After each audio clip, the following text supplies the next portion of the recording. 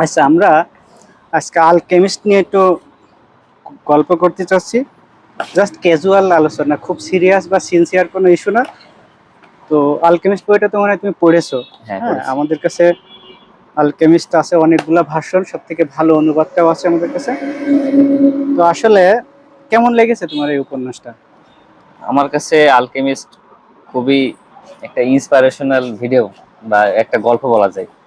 মানে প্রত্যেক তরুণ তরুণ যারা আছে, তরুণ হ্যাঁ, প্রজন্মের পড়া উচিত। ছোটরা পড়তে পারবে, যারা বড় চাকরি করে তাদের জন্য উপযুক্ত একটা গল্প। মানে সব ধরনের, সব ক্যাটাগরি মানুষই পড়তে পারবে গল্পটা। আচ্ছা, আমরা একটু গল্পটা নিয়ে একটু কথা না বললে থাকতে পারছি না। আমরা যদি দেখি, আমি অনেক আগে ছোটবেলায় পড়েছি, রিসেন্ট টাইমে আমার পড়া হয়নি, অনেক আগে। I mean huge time of ago. তো এই গল্পের নায়কের নাম মেবি শান্তিয়াগো। সান্তিয়াগো। হ্যাঁ, সান্তিয়াগো একটা অ্যারাবিক স্প্যানিশ নেম, এবং এই ছেলেটার বাসা হচ্ছে আন্দালুসিয়া, ইউরোপের একটা দেশ, তাই না? হ্যাঁ, আন্দালুসিয়া। তো এই বালকটা একটু খুব উচ্চাকাঙ্ক্ষী ছিল, বা তার নিজের মতো একটা এইম ছিল তার জীবনে মেবি। হ্যাঁ। সে চাচ্ছে তো যে সে পুরো পৃথিবীটাকে আর কি ভ্রমণ করে হুম। দেখবে। ইভেন তার পরিবার তাকে অতটা সহযোগিতা করেনি, আবার অসহযোগিতাও করেনি। তো তাদের আমরা পরিবারের পূর্ব ইতিহাসই ছিল সবাই মেষ পালন করতে এইভাবে। তা ও ও এই কারণে অনেক পড়াশুনো বা একটু বাদ দিয়ে যে যেটাই ওর ভ্রমণ করা যায় হ্যাঁ, এরকম একটা বেছে নেয়, যে এই ভেড়া পালন। তো ভেড়া পালনে তৎকালীন সময় বিভিন্ন রাজ্য থেকে আরেক রাজ্য, বড় বড় 6 মাস এরকম বিভিন্ন জায়গায় চলে যাওয়া যেত। তো মেষ পালনের করার সেটা পেশা নেয় যে সে পৃথিবীটাকে ভ্রমণ করে দেখতে পারবে। তো আমাদেরও অনেক সময় আমাদের মনের ভিতরে কিন্তু অনেক আকাঙ্ক্ষা থাকে যে আমরা এই করবো এই করবো, অনেক সময় আমরা হয়তো লজ্জা জ্বালায় বলতে পারি না। বলতেই হয় না। হ্যাঁ, যে আমরা এটা করব, কিন্তু ও ও কিন্তু এটা করেছে। এবং আরেকটা প্রসঙ্গে আমরা বলে রাখি, এই এর লেখক যে পাওলো কোয়েলো, ইনি ব্রাজিলিয়ান। তো এর একটা ছোটবেলাকার খুব রিয়েল একটা ঘটনা আছে, 10-11 বছর বয়সে। তো ওর আব্বু আম্মুকে বলে যে আমি লেখক হব, আমি বড় হয়ে লেখক হতে চাই। বাবা মা তো খুব আসমান থেকে পড়ছে যে এটা তো এ না, কারণ টিপিক্যাল পরিবার, ওদের চিন্তা মাইন্ড সেট আপ ছিল ডাক্তার ইঞ্জিনিয়ার পরিবারের সবাই। তো বাবা মা তখন ওকে বলে কি, যে দেখো তোমার আঙ্কেলের মতো হও, আঙ্কেল দেখো দুটো চারটে বই লিখেছে, আঙ্কেল ছিল ইঞ্জিনিয়ার অথবা ডাক্তার, মেবি ইঞ্জিনিয়ার, মানে আমি মনে করতে পারছি না। তো বলে যে দেখেন, আমি এমন লেখক হতে চাই না যে নিজে ডাক্তার। এই যে একটা মানে ওয়েল ডিটারমাইন্ড, ওই সেই ওয়েল ডিটারমাইন্ড একটা বাচ্চাই পরবর্তী যে এসে লিখলো আলকেমিস্টের মতো একটা জগৎ বিখ্যাত একটা বই, অসাধারণ একটা বই, স্পিরিচুয়াল বা সব দিক থেকে একটা বেস্ট বই সে লিখলো। তো আমরা আবার গল্পে ফিরে যাই, গল্পের নায়ক হচ্ছে শান্তিয়াগো। সান্তিয়াগো। সান্তিয়াগো তে খুব হুম। ভেড়া টেড়া নিয়ে স্পেনে ওর পূর্বপুরুষের কিছু পরিত্যক্ত গির্জা বা দুর্গ সমেত এলাকা আছে, ওখানে ও রাত্রি যাপন করতো, মেষগুলোকে একটা খোয়ারের ভিতরে আবদ্ধ করে। তো ও ঘরের ভিতরে শুয়ে শুয়ে নানান মুখে চিন্তা করতো যে এই করবো কি কি করা যায়, প্ল্যান পরিকল্পনা। তো হঠাৎ করে ঘুমের ভিতরে স্বপ্ন দেখে যে মিশর থেকে ওকে আমন্ত্রণ জানানো হচ্ছে, বিশাল ধনভাণ্ডার ওপেন করে দিয়ে ওকে কে যেন ডাকতেছে যে মিশরে আসো, এই সম্পদ তোমার জন্য অপেক্ষা করতেছে। তো প্রথমে বুঝে উঠতে পারেনি, জাস্ট ইগনোর করছে। পরে দেখে আবারই সেই একই ড্রিম, মেবি কয়েকবার আবার দেখছিল ওই স্বপ্নটা। তো তখন ও চিন্তা করলো যে আসলে তো একটা ব্যাপার আছে, তাহলে আমি কারোর সাথে কথা বলি।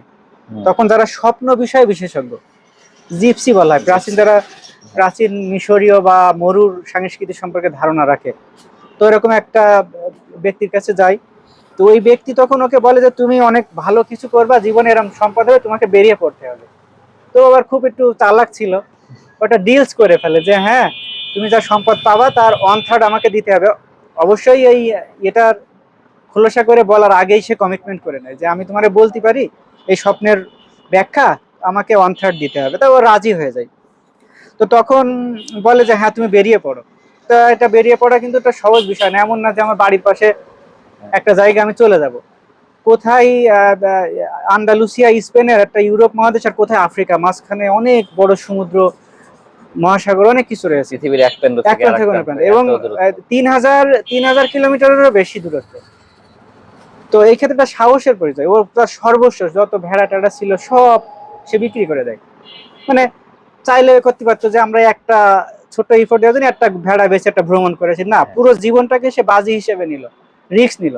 এখানে একটা গুড পয়েন্ট যে আমাদের জীবনে যদি সফলতা, রিয়েল সফলতার মুখ দেখতে হয়, তাহলে এটা বড় কিছু রিস্ক নিতে হয়, ইভেন সর্বস্ব দিয়ে হলেও। সে কিন্তু নিয়েছিল, সান্তিয়াগো সেটা কিন্তু এই রিস্কটা সে সাহসী ভাবে নিয়ে নেয়। তো তারপরে বেরিয়ে পড়ে, সে মরুভূমি সম্পর্কে জানে না, না জানার ফলে যারা মরু বিশেষজ্ঞ এরকম একটা কাফেলার সে সঙ্গী হয়। তো আমরা জানি প্রাচীন আমলে একটা জায়গা থেকে আরেকটা জায়গায় যেতে অনেক সময় লাগতো, মাস, 6 মাস, 1 বছর থেমে থেমে মাঝপথে খেয়ে কোথাও, কখনো কোনো গ্রামে থামতে হতো, কোনো পাহাড় জঙ্গলে। এবং যারা পরিব্রাজক, মানে যারা ভ্রমণকারী ছিল, তারা পৃথিবীর এক এক মহাদেশে যে বিয়ে থা সংসার ধর্ম করে ফেলেছে, ওয়েল সেটেল। তো আমরা এখানে দেখি যে সে যে মরুভূমিতে যে একটা মরু পরিবারের একটা মেয়ের সাথে সম্পর্কে যখন একটা অভ্যস্ত লাইফ সে লিড করে ফেলে মিশরে যাওয়ারও আগে, তো সে ওখানে থেমে যেতে পারে, তো একটা ভালো একটা লাইফ পেয়ে গেছিল। কিন্তু তাকে ওই তার স্বপ্নটা ওখানে স্টেবল হতে দেয়নি। স্বপ্ন তাকে ডাকতেছে যে হ্যাঁ তুমি আসো আসো। তারপরে সে সে ওই মরু পরিবার ছেড়ে একটা ক্যারাভানের সাথে, একটা দলের সাথে বেরিয়ে পড়ে। তো বেরিয়ে পড়ার পরে মাঝপথে যে গোত্র গোত্র, মরুভূমি মানে তো খুব ঝড় ঝঞ্ঝাপূর্ণ এলাকা, খুব জ্ঞানজাম ফেসাদময়, একটা গোত্র আরেকটা গোত্রকে সামান্য পানির বিনিময়ে মেরে দিচ্ছে, 20 জনকে খুন করে ফেলছে এক ঢোক পানির জন্য। মরুভূমি এরকম একটা নিষ্ঠুরতম জায়গা। তো হঠাৎ করে ও অনভ্যস্ত, যে শুনে যে সামনে এরকম গোত্র গোত্র জ্ঞানজাম বেঁধে গেছে, বিপজ্জনক। তো তখন ক্যারাভানের ওই বসকে বলে ও পিছনে আসতে চাই। তা ওখানে একটা বস একটা কথা বলে, আমার খুব পছন্দের একটা কোট, যে দেখো মরুভূমি এমন একটা জায়গা যেখানে একবার বেরিয়ে পড়লে পিছনে ফেরার সুযোগ নাই। যেহেতু তুমি পিছনে ফিরতে পারবে না, তাহলে সামনে যাওয়ার সবচেয়ে বেস্ট ওয়ে ভাবো। এটা আমাদের সবার জীবনে প্রযোজ্য। জীবনের পথে একবার বেরিয়ে পড়লে পিছু ফিরা বলে কিছু নাই। তো আমরা যতটা সুন্দরভাবে সামনে যেতে পারি, দ্যাট ইজ দ্য ফ্যাক্ট। তো তখনও সামনে আগানো শুরু করে, আরো আরো আরো আরো অনেক বিষয় মরুভূমি সিগন্যাল দেয়। মরুভূমি তার বাতাস, তার তার তারকারাজি দ্বারা পথ প্রদর্শন করে, ভবিষ্যতে কি ঘটতে পারে সম্ভাব্য ঘটনাগুলোকে শো আপ করে। এটা একটা ন্যাচারাল ল্যাঙ্গুয়েজ। তো ওই সান্তিয়াগো খুব ট্রাই করে যে আমি এই ন্যাচারাল ল্যাঙ্গুয়েজটা শেখার, খুব আত্মমগ্ন হয়ে মরুভূমিতে একা একা বসে বালি পাথর এগুলো নাড়াচাড়া করে, ধ্যানমগ্ন। তো সেক্ষেত্রে যেমন হয়, আমরা দেখি যারা অনেক বড় বড় ইনভেন্টর আছে পৃথিবীতে, তারা পৃথিবীর অনেক বড় বড় ইনভেন্টর, যারা ইউরেকা ইউরেকা বলে চিৎকার করে, ও আনকনসিয়াসলি পানির ট্যাবে যে যখন গোসল করতেছিল, তখন যে দেখে পানি উপচে পড়তেছে, ও তখন ভাবলো যে এটা দিয়ে তো সোনার খাদ মাপা যায়। ইউরেকা বলতে বলতে কিন্তু আর্কিমিডিস চলে গেল, এবং সে ওই ড্রেজ অবস্থায়। তার মানে এরা এমন ভাবে মগ্ন থাকে যে ওই আনকনসিয়াসলি চলে আসে। তো সান্তিয়াগো যখন মরুভূমিতে খুব দিশে খুঁজে পাচ্ছে না, পথ খুঁজতেছে, তখন হঠাৎ করে একটা ব্যক্তি অ্যাপিয়ার হয় ওর সামনে, ওই ধূসর মরুভূমির ভিতরে। তা বলে দেখো, তোমার যদি জীবন পথে সফল হতে হয়, তাহলে প্রকৃতির ভাষা তোমাকে বুঝতে হবে। অর্থাৎ প্রকৃতি তোমাকে হেল্প করার জন্য বসে আছে, তোমাকে সেই লিসেনটা নিতে হবে, 1 নম্বর। 2 নম্বর কথা আছে, পুরো মরুভূমি বোঝার জন্য তোমাকে পুরো মরুভূমি কি নিয়ে ভাবার দরকার নেই, একটা বালুকণা, ওর একটা বালুকণা যদি তুমি বুঝতে পারো, দারুণ একটা ফিলোসফি এখানে, গ্রেট গ্রেট ফিলোসফি, যে আমরা আমাদের হাজার হাজার মাইল রাস্তা শুরু হয় একটা পদক্ষেপ দিয়ে, একটা মরুভূমিকে স্টাডি শুরু হয় একটা বালিকণা দিয়ে। তো বলতেছে একটা বালিকণাকে যদি তুমি রিয়েলাইজ করতে পারো, বুঝতে পারো, ইনাফ। এই বালুকণাই আস্তে আস্তে তোমাকে বড় মরুভূমি সম্পর্কে ধারণা দেবে। তখনও কিন্তু প্রকৃতির ভাষা শিখে যায়, এবং কিছু অলৌকিক মানে ক্ষমতাও নেবে, তাই না? বিভিন্ন বাতাস নিয়ন্ত্রণ করা, আবার ছোট ছোট কিছু ক্যাপাসিটির ভাষাও শিখে যায় ও নিজ হাতে। খুব চমৎকার কিছু ওখানে ব্যাপার আছে। হ্যাঁ, আমরা এরকম ইনস এন্ড আউটস আমার মনে নাই, আমি অনেক আগে পড়ছি, আবারও পড়বো, এটা অনেকবার পড়া উচিত। তো এটার পরে ওরা এরকম মারামারি কাটাকাটি করতে গিয়ে আরেকটা অঞ্চলে চলে যায়, আরেকটা অঞ্চলে যে ও একটা ব্যবসায়ীর ওখানে চাকরি নেয়। তখনও মিশর পৌঁছাতে পারেনি। যাত্রাপথে মানুষের জীবনের চূড়ান্ত লক্ষ্যে যাওয়ার আগে অনেক ধাপ থাকে, এটাও একটা শো আপ করে, প্রদর্শন করে। তো ওই জায়গায় কাছে সম্পদ ছিল না যে সামনে আগাবে, ইয়েস। তো সেই জন্য সে অর্থ উপার্জনের জন্য ইয়েস, একটা মানে গ্লাস বেসে এরকম একটা, হ্যাঁ, অ্যান্টিক পিস ইয়ে বেসে একটা বুড়োর কাছে নয়। তো ও খুব প্রতিভাবান, মানে সবসময় ইন্টালেকচুয়ালিটি ইউজ করতো। তো অনেক ওর নিজস্ব বুদ্ধিমত্তা ব্যবহার করে আয় বেড়ে যায় অনেক। যে ঘর বন্ধ হয়ে যাচ্ছিল সেটা ফুলে ফেপে ওঠে, ফলে ওই মালিক সমৃদ্ধ হওয়ার সাথে সাথে ও অনেক সম্পদের অধিকারী হয়ে যায়।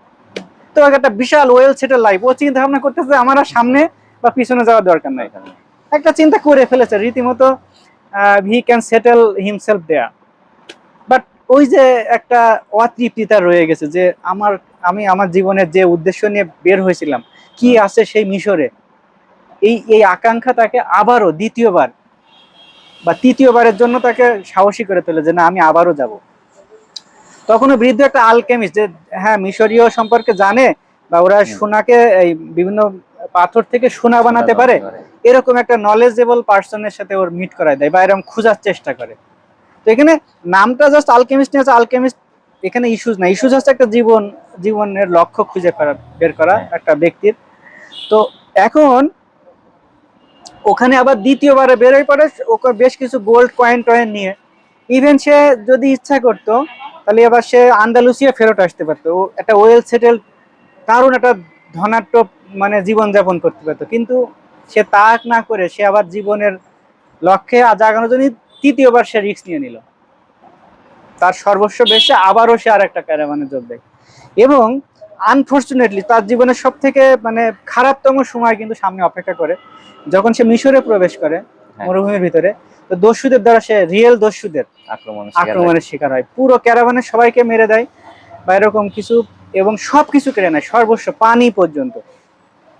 তাকে ঠাট্টা করে এবং তাকে নিয়ে মানে বলে তোকে আর মেরে কি করবো, তুই মজা করে, তুই একটা ছোট্ট স্বপ্নের জন্য আন্দালুসিয়া থেকে এই প্রান্তে চলে আসিস, এরকম বোকা, তোর দেখে আমার মায়া করছে, তোকে আমরা মারবো না, তোকে তো স্বপ্ন আর এই পাগলামোর হাতে ছেড়ে দিই। বলছে শোন, আমি এরকম বোকা না যে একটা স্বপ্নের জন্য 3000 কিলোমিটার চলে যাব। সেই দস্যু সর্দার বলে যে আমি প্রায়ই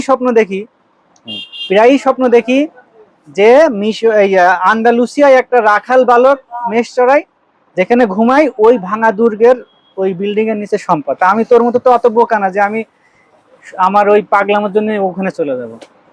তখন কিন্তু মানে সান্তিয়াগোর ভিতরে রিয়েলাইজেশন হয় যে wow, my treasure, I have invented that. তার সম্পদ কিন্তু সে আবিষ্কার করে ফেলে, সে বুঝে ফেলে যে আমার আসল সম্পদ আমার আন্দালুসিয়ায়। তারপরে সে আবার নানান কষ্ট, এরপরে তাকে আবার রেস্কিউ করার পরে খুব সংক্ষেপে, এখানে খুব যেহেতু আমাদের মূল চলে আসে, শর্টলি সে আবার ব্যাক করে সে কিন্তু তার পূর্বপুরুষের বা প্রাচীন সেই দুর্গের নিচেই কিন্তু সম্পদ পায়। এখানে দারুণ একটা ব্যাপার, এই যে এই দুর্গটাকে কিন্তু দুর্গ না, এটা দুর্গটাকে একটা হিউম্যান বিং এর বডিকে সিম্বলাইজ করা হয়েছে। দ্য হিউম্যান বিং এর বডি, দেহ, আমরা যার উপরে আমাদের আত্মা ভর করে। তা এখানে মজার ব্যাপার হচ্ছে সকল সম্পদ আমাদের দেহের ভিতরে আছে। মানে আমাদের একটা প্রবাদ বলা হয় যে যে যা নেই মানব ভাণ্ডে তা নেই বিশ্ব ব্রহ্মাণ্ডে। মানে মানব ভাণ্ডে মানে মানুষের ভিতরে, আত্মার ভিতরে যা নাই তা পৃথিবীর আর কোথাও নাই। আমরা এটাকে উল্টে সহজ করে বলতে পারি যে পৃথিবীতে যা আছে, সমগ্র সৃষ্টির ভিতরে যা আছে তা আমার ভিতরে আছে। I have to just invent it, I have to discover it, I have to introduce it to myself. তো এখন কি হয় ঘটনা, এই যে আমাদের ভিতরে সম্পদটা আছে, এই সম্পদটা কিন্তু আমি আমার ঘরে বসে থেকে, সান্তিয়াগো যদি ওখানে বসে থাকতো জিন্দেগি ভর সে বুড়ো হয়ে মারা যেত, তারপরে তার জেনারেশন আসতো, কিন্তু সে কিন্তু তার সম্পদ, সে স্বর্ণ ভান্ডার কিন্তু উদ্ধার করতে পারতো না। তার মানে তুমি তোমার ভিতরের নলেজ গুলা, তুমি তোমার শক্তিমত্তা গুলোকে যদি ইনভেন্ট করতে চাও, তোমাকে বের হয়ে পড়তে হবে, তোমাকে গুরু ধরতে হবে। তাহলে পৃথিবীর পথে বেরিয়ে পড়া এবং একটা মেন্টরের সন্ধান করা, একটা মেন্টরের তত্ত্বাবধানে আসা, দ্যাট ইজ দ্য ফ্যাক্ট। আমরা স্পিরিচুয়ালি বলি বা রিলিজিয়াস ভিউতে বলি, কিংবা আমার দুনিয়াবি যে ভিউতেই বলি না কেন, এটা সার্বিকভাবে সর্ব অবস্থায় প্রযোজ্য একটা ব্যাপার। একটা মানুষের জীবনের লক্ষ্য এবং উদ্দেশ্যগুলোকে খুঁজে পাওয়া এবং একটা মানুষের আলটিমেট গোলে পৌঁছানোর একটা ফুয়েল, একটা পথ নির্দেশিকা, একটা ম্যাপ, একটা ম্যানুয়াল আছে এই বইয়ের ভিতরে। এবং এই বই মানে সব থেকে বড় যে জিনিসটা, এটা খুব সহজ ভাষায় লেখা, এটা একটা 6-7 বাচ্চাও পড়তে পারবে। আবার এটা একটা খুব স্পিরিচুয়ালি ডেভেলপ কোনো একটা পিপল, খুব ওয়াইজ পিপল, জ্ঞানী বিজ্ঞ একটা ব্যক্তিও এর থেকে ফুয়েল নিতে পারবে। এই কারণে এটা পড়া উচিত, এবং একবার না, আমার মনে হয় এটা এগেইন অ্যান্ড এগেইন পড়া উচিত, এবং যখনই কেউ খেয়ে হারিয়ে ফেলে তখন পড়া উচিত। এবং প্রত্যেকের জন্যই এটা একটা মাস্টারপিস বই হয়ে উঠতে পারে। আশা করি সবাই পড়বেন। ভালো থাকবেন সেই পর্যন্ত সবাই, ধন্যবাদ।